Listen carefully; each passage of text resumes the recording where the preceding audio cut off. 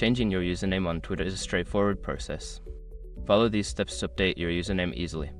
Step 1. Log into your account. Open the Twitter app or website and log into your account using your current username and password.